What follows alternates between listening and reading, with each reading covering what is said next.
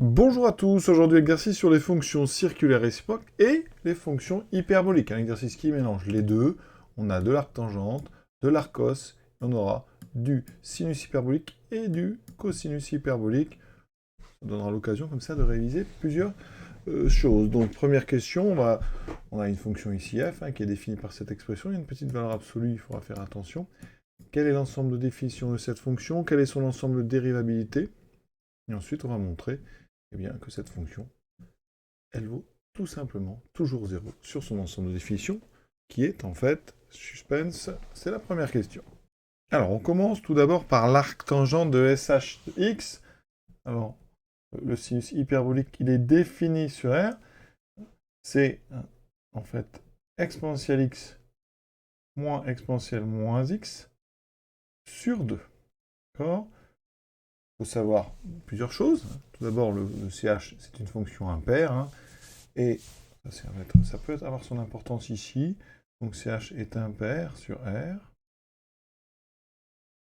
CH est dérivable, défini. Alors le tableau de variation, il est très intéressant.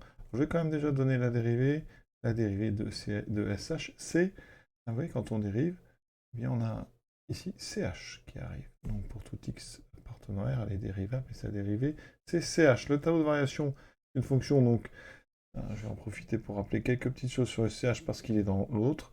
Donc le CH de x, c'est exponentielle x plus exponentielle moins x sur 2. Le CH est une fonction paire sur R. Ensuite, en termes de dérivée, vous savez que la dérivée de CH, c'est SH. On va en avoir besoin ici pour dériver. Et les choses qui peuvent être intéressantes, c'est très important, le tableau de variation de SH. Donc, comme la dérivée c'est CH, il faut savoir que CH, c'est strictement positif pour tout x appartenant donc à R. Ça veut dire que le SH, c'est quelque chose de strictement croissant. Donc SH de x, c'est comme ceci. Et en 0, ça s'annule. Donc c'est positif après 0, négatif avant. Ça, c'est intéressant pour le signe, bien sûr. Le CH, lui, est toujours strictement positif. Le CH est comme ceci. Puisque sa dérivée c'est SH, vous voyez, négatif avant, positif après, donc décroissant, croissant, et par rapport à 0. Donc voilà les choses qu'il faut savoir rapidement, et les petites propriétés quand même, mais on n'en aura pas besoin ici, donc j'en parlerai pas. Donc, quel est l'ensemble de définition de cette fonction? Alors le SH lui est défini sur R. Ensuite, arctangente est défini sur R. Donc je rappelle, arctangente donc, est défini sur R. Et donc, ça veut dire que, eh bien, valeur absolue de arctangente de SH de x, ça existe.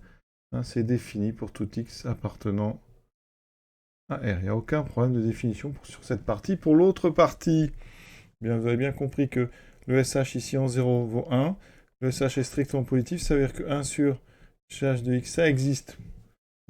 Pour tout x, existe, quel que soit x réel. L'arcos, alors attention, parce que l'arcos, lui, il est défini sur moins 1. Donc, ça veut dire que le 1 sur CH, il faut réussir à l'évaluer. Mais CH, il est supérieur. Ici, en 0, vous voyez bien que ça fait 1 plus 1, 2. Donc, c'est supérieur ou égal à 1. Ça veut dire que quand j'inverse 1 sur CH, je suis entre, donc, ici, 0 strictement, et 1. Donc, ça veut dire que je suis bien en moins 1. Conclusion, je peux prendre l'arcos sans aucun problème. Donc, arcos de 1 sur CH est défini pour tout x appartenant à R. Donc ça veut dire que f est défini sur R. Donc il faut vraiment que vous connaissiez tous les domaines de chaque fonction. Donc CH, SH, c'est facile, c'est sur R. Arctangente aussi. Ces trois-là sont au niveau des ensembles de définition, ça ne pose pas de problème. Pour le CH, rappelez-vous qu'il est strictement positif. Il est même donc supérieur ou égal à 1. D'accord? Que le signe du SH, c'est ça change en 0, moins 0 plus, et que l'arcos, lui, est défini sur moins 1. Donc c'est pour ça qu'il faut aller chercher les valeurs pour lesquelles 1 sur CH de x est donc entre moins 1 et 1. Pour résumer, f est défini sur R pour trois raisons. D'abord, les fonctions valeur absolue, arctangente, SH et CH sont définies sur R. L'arcos, lui, est défini sur moins 1, et c'est pour ça qu'on a besoin de savoir que ch de x est supérieur ou égal à 1, donc 1 sur ch est bien dans moins 1, donc on peut tout à fait définir f sur r. Alors maintenant, la dérivabilité, alors il y a des petits problèmes, parce que vous avez déjà la valeur absolue, ça n'est pas dérivable en 0, ça c'est important, et l'arcos est dérivable sur l'ouvert moins 1. Donc ça va nous forcer à changer un petit peu, parce que ici, donc en 0, vous voyez que la valeur absolue, ça va faire 0, donc il y a un petit problème de dérivabilité en 0 pour notre fonction, donc on va séparer en deux, comme ça. Donc on va se passer d'abord sur R plus étoile. Qu'est-ce qu'on a? Bon, déjà, au niveau du arcos de 1 sur CH, ça ne pose pas de problème. On a dit, CH de x dans ce cas-là sera strictement plus grand que 1. Le seul endroit où le CH vaut 1, c'est en 0. Donc ça veut dire que 1 sur CH de x appartient bien à l'ouvert. Moins 1, donc la fonction kx associe arc cos de 1 sur CH de x est dérivable sur R plus étoile. Et on fera pareil après sur R moins, ça sera exactement la même chose. Ensuite, on s'occupe du deuxième morceau. On sait que SH est donc strictement positif sur R plus étoile. Donc, l'arc tangente de SH de x, c'est supérieur strictement à 0, puisque SH est plus grand. Arc tangente, on connaît aussi son tableau de variation. La courbe, vous la connaissez. La dérivée, c'est 1 sur 1 plus x2, donc c'est strictement croissant, et en 0, ça vaut 0. Donc arc tangente de SHx, c'est strictement positif si SH est strictement positif. C'est-à-dire que pour x strictement positif, SH est strictement positif, donc arc tangente aussi. Donc ça veut dire que la valeur absolue de arc tangente de SH de x, la valeur absolue ne sera rien, c'est arc tangente de SH de x. Donc ça va nous aider comme ça. On va pouvoir dériver, on n'a que des fonctions ici, SH et arctangente, qui sont dérivables sur R, donc la composée est dérivable sur R, enfin sur R+. Donc ça veut dire que arctangente rond SH, elle est dérivable donc sur R+, dérivable sur R. Donc en tant que somme, sous différence, F est dérivable sur R plus étoile. Maintenant, sur R moins étoile, donc SH est négatif, arctangente de SH est donc négatif, la valeur absolue va servir.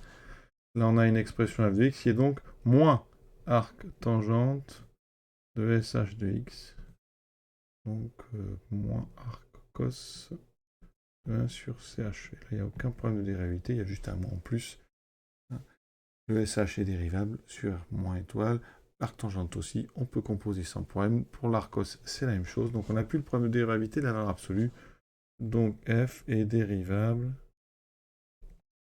sur R moins étoile. Donc c'est-à-dire que f est dérivable sur R étoile. Donc f dérivable sur R étoile. Alors au niveau de la dérivabilité, regardez, pour tout x appartenant à R, même R, on va faire ça. Quand on regarde f de moins x, qu'est-ce qui se passe avec tout ce qu'on vient de dire? La valeur absolue de l'arc tangente de SH de moins x moins l'arc cos de 1 sur CH de moins x, ça vaut combien? Alors c'est bien, ça fait réviser. SH est une fonction impaire. D'accord? Donc le moins, ça veut dire qu'ici, ça fait arc tangente de moins SHx. Le CH, lui, est pair, donc ça fait moins arc cos de 1 sur CH. Le moins, ici, a disparu. Ici, deuxième étape, l'arc tangente est aussi, une fonction impaire. D'ailleurs, vous voyez, sa dérivée est paire. Ça veut dire qu'ici, le moins va sortir, mais il y a une valeur absolue. Donc, moins arc tangente de SHx. Ici, donc, moins arc cos de 1 sur CHx. Et ici, il y a valeur absolue, ben, le moins va disparaître. Donc, on retrouve en fait f de x. Ça veut dire que la fonction f, elle est paire sur R étoile, sur R, on a fait. Donc maintenant, eh bien, avec la dérivée, on va aller regarder ce qui se passe sur R plus étoile. Et comme ça, on pourra regarder avec la parité ce qui se passe pour R moins étoile. Et ensuite, par continuité, on pourra étendre une propriété sur R. Donc on est parti, la dérivée, on va la calculer donc sur R plus étoile. Alors, la dérivée, donc déjà, on va partir de x, il n'y a plus la valeur absolue sur R plus étoile. Je vais dériver donc sur R plus étoile, donc chez arc tangente de SH de x. moins arc cos de 1 sur CHX. Alors, on va rappeler quand même les dérivés, parce que c'est l'objectif de ces vidéos, c'est de réviser. Donc arc tangente prime, pour tout x appartenant à R. Alors arc tangente prime, je le répète, hein, 1 sur 1 plus x2, arc cosinus x, la dérivée. Alors pardon, ça c'est sur moins 1, donc je vais le mettre à part. Donc pour tout x appartenant à, donc c'est sur l'ouvert, moins 1, arc cosinus prime de x, c'est moins 1 sur racine de 1 moins x2. Très important. Donc on a dit que CH' c'est CH, enfin SH' c'est CH, et CH' c'est SH. Les deux, c'est assez simple. Donc on a tout pour pouvoir dériver tranquillement. Donc c'est une composée. Donc je dérive dérivée de SH, donc CH de x, fois arc tangente, la dérivée c'est 1 sur 1 plus x2 que j'applique en SH. D'accord. Donc dérivée de V rond U, c'est U' fois V' rond U. Donc là, j'ai le U', 1, et je compose V' avec U. Moins ici, donc la dérivée de 1 sur CH. Là, il va falloir que j'aille la chercher, celle-là. Donc c'est un quotient. Donc je vais le faire tout de suite. Donc le quotient. Donc on a... Alors, ça va faire U'. Donc là, alors c'est du 1 sur U. Ce sera encore mieux qu'un... Donc 1 sur U, la dérivée, moins U' sur U carré. Donc j'ai la dérivée de CH. Ça fait donc du moins SH de x sur CH x au carré, fois, alors arc cos, donc on va composer, je l'ai là la dérivée, donc ça va me faire 1 moins 1, déjà il y a un moins, alors le moins par contre, ça il était dans le texte, moins 1 sur racine de 1 moins, et j'applique ça en 1 sur CH, et le tout au carré, il y a pas mal de travail, mais ça devrait aller. Alors il y a tout un travail vraiment, donc on va d'abord présenter ça. Simplement, je vais m'occuper de la racine carrée qui est ici et là. Donc des moins, il y en a 3, donc il me restera 1. Alors, en haut, j'ai du SH. Donc, je vais prévoir de la place. Ici, j'ai un CH carré. La racine carrée, on va la mettre au même dénominateur. Donc, j'ai un CH carré qui va être dessous. Donc, en haut, je vais retrouver une racine de CH carré. Et en bas, j'aurai une racine de CH carré moins 1. Donc là, rappel de formule importante. On sait qu'en trigonométrie classique, sinus carré plus cos carré, ça va. Eh bien, en trigonométrie hyperbolique, hein, c'est la différence qui fait 1. Donc ceci. Donc ça veut dire que CH carré moins 1, vous voyez, ça vaut SH carré de x. Donc ici, à la place de ce CH carré moins 1, on va mettre SH carré. Donc j'ai une racine de SH carré. Mais on est sur R plus étoile. Là, c'est intéressant. Sur R plus étoile, on a dit que CH de x est positif. Donc, ça veut dire que la racine de SH carré, c'est SH. Donc ici, on peut enlever la racine. Et ça veut même dire que, directement, ça va se simplifier avec ça. Ensuite, ici, j'ai un CH carré, mais CH, c'est positif aussi, hein, toujours ça d'ailleurs. CH, c'est positif. Donc, la racine de CH carré, c'est toujours égal à CH, d'accord? Donc là encore, on va avoir un CH. Et donc, petite simplification ici. Donc, il me reste CH de x sur... Donc, alors, 1 plus SH carré. Regardez, si je mets le SH à droite, ici, dessous, 1 plus SH carré, ça fait CH carré. Moins 1 sur CH carré. Ça commence à se sentir bon. Regardez, ici, simplification, ça fait 1 sur CH. Moins 1 sur CH, ça fait 0. Donc on vient de montrer que la dérivée de f sur r plus étoile, c'était 0. Donc ça veut dire que pour tout x appartenant à r plus étoile, f de x est égal à une constante c. C appartient à r. Alors on va regarder. Ici c'est sur r plus étoile, donc je vais prendre... Alors il faut des choses qu'on connaît. C'est pas évident, vous voyez. Parce que là, ici, qu'est-ce qu'on connaît comme valeur intéressante? Eh bien là, aucune. Parce qu'il y a du SH, donc à part en 0... ça ne va pas nous donner des choses intéressantes pour revenir après sur les arcs tangentes et les arcos. Donc ici, on va utiliser quelque chose d'intéressant. C'est que la fonction f, on ne l'a pas dit, mais la fonction f, c'est une composée de fonctions continues. Elle est définie sur R et tout est continu. Donc ça veut dire que, on va dire, or f est continu comme composée les différences de fonctions continues. Hein, toutes les fonctions là en jeu sont continues. F est continue sur R, elle est définie continue sur R. Donc, ça veut dire qu'ici, hein, on va pouvoir utiliser f de 0, f est continue sur R. F de 0, là on peut le calculer. Ça fait, on va donc valeur absolue de arctangente de SH0. SH0, ça fait 0. Arctangente de 0, ça fait 0. Moins arc cos, donc on va aller doucement parce que l'arc cos, ça se manipule un peu différemment. Arcos de 1 sur CH0, ça fait 1. Donc j'ai arcos de 1, et arcos de 1, ça fait 0. Donc ici, j'ai bien 0. Donc f est continue sur R, elle est constante sur A plus étoile, donc par prolongement, hein, ça veut dire que f de x est égal à une constante c. Donc, pardon, ça veut dire que f de x égale donc 0 en 0, qu'elle est continue. Ça veut dire que si je prends la limite de f quand x tend vers 0 par valeur positive, ça doit être égal à 0. Et donc, c'est égal à c. Donc, c égale 0. Donc, c égale 0. Et f de x est donc égal à 0 pour tout x appartenant à R plus.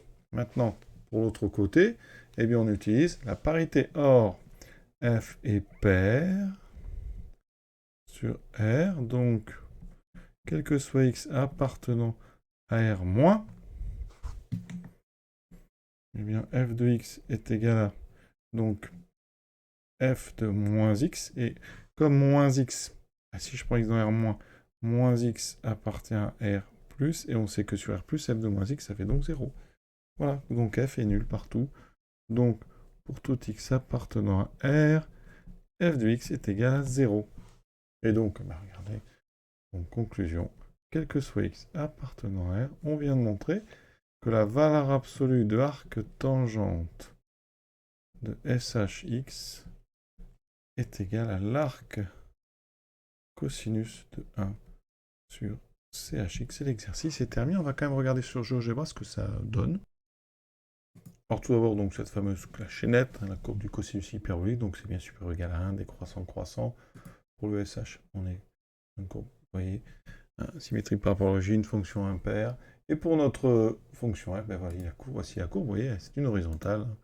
Donc, illustre bien que cette fonction en fait est nulle sur R. Donc voilà, l'exercice est terminé. Moi j'aime bien cet exercice parce qu'il mélange un petit peu le SH, le CH, l'arc tangente, arc cosinus, sans être trop compliqué. La dérivée est assez sympa à calculer. Il y a pas mal de petites justifications sur justement les définitions et la dérivabilité. Je vous souhaite une bonne fin de journée à tous.